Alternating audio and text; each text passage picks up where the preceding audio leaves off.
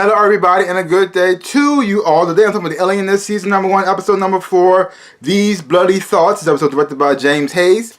And here we have the team still trying to figure out who this person is who's killing all these little boys.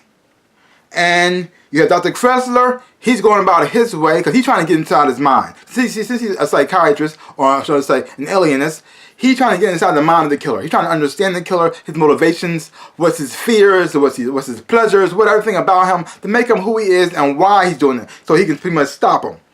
He's more concerned about his mental state than anything else. So that's what he's trying to do. So he's going around asking people and watching and observing people to just see and understand this killer right here. He even goes to this woman who is a dominatrix. Now I'm not so sure she's called a dominatrix at this time, but that's what she is, and she has men do certain things for her, and they get pleasure out of it. Like she had one guy in there just like as a maid, and doing like a little servant, doing little things for her, like serving her tea and stuff like that, and he get pleasure from that. It is what it is. And so he's trying to figure out what makes certain people get pleasure from pain or from hurting other people. And so he's trying to get an understanding of that. And he also goes to this park and he watches this woman who, at this time, they didn't know what it was. She suffered from postpartum depression, and she ended up killing her children. And so now she pretty much goes to a park with a bassinet watching a child that's not even there. She's mentally gone. She's gone. She's gone.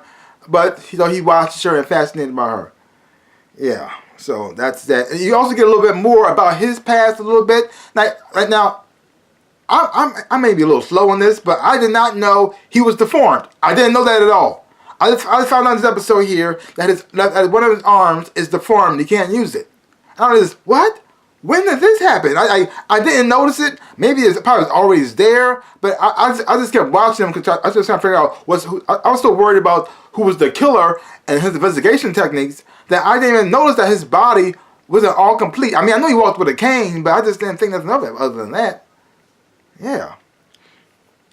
So you get a little bit more of his history, and we get to see John, who is the illustrator in this situation, be a little bit more of the investigator, because the thing is though, when Dr. Kressler first talks to people, he's more fascinated about how people think and stuff like that too. He doesn't really care how people feel at that moment or time. He's so busy trying to get answers for himself. He kind of treat people like crap a little bit. He's not that good socially.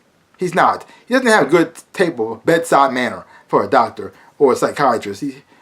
He's very blunt, and he just says what he wants. And sometimes he even says things to be mean at times because he knows exactly what's going to hurt you.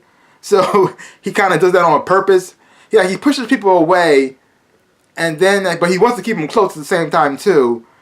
But he doesn't. Because the thing is though, he learns all their secrets and what makes them tick. But when somebody try to push it back on him, he kind of try to deflect it and to hurt you with something. And there's this what the. Yeah, at the same time. Like it's hard being his friend. Like you want to be his friend because he's so smart and you see some potential in there, but at the same time he pushes you away and trying to hurt you at the same time. It's just so weird and so fascinating because you have Mary who's completely in love with him, and she also shows signs of jealousy when Sarah shows up, which is not really pleasant, and so John, seeing that she's so upset about this, he takes her out on a little date to make her feel better about herself. I thought was very sweet and very nice. And like I said, you start to see a little more of John out there doing the investigation work, bringing something to the table as well. Because certain things that Kressler was dismissing that John was doing, trying to figure out, he realizes that it was important the whole time. And so you also have the brothers. They still out there investigating, using science. There's a lot of police officers not really using to figure out what kind of tools this person used to help them scale certain buildings, how they get into certain things, try to get a little more to bring to the table so they can find out who this person is so they can bring them down. Which I found very interesting and very fascinating. Now, in this episode, we finally do get to see who the killer is. Because they showed them before. They showed them before. They just didn't show his face completely. They showed parts like behind his back or his eyes, but it never really showed them completely. And we knew he comes from money. We knew that part. But now we finally get to see the killer for the first time, and the killer knows who's investigating him, and he managed to get everybody together in this group at one place so he can watch them and observe them. So they're so busy trying to figure out who he is and get inside his mind. So now he's also doing the same thing to them, which I find very interesting and also very scary too. Because now, because they think, the thing is though, they don't know who he is other than somewhat of his profile a little bit, and but he knows exactly who they are, which is not good. And then you have the dirty cops. First you have Theodore Roosevelt, who believes in this group and try to help them out the best way he can, but not actually fully supporting them at the same time too, because they're not quite police. I mean, other than the detective Isaacson's brothers, detectives. Other than them, they're not really considered the police.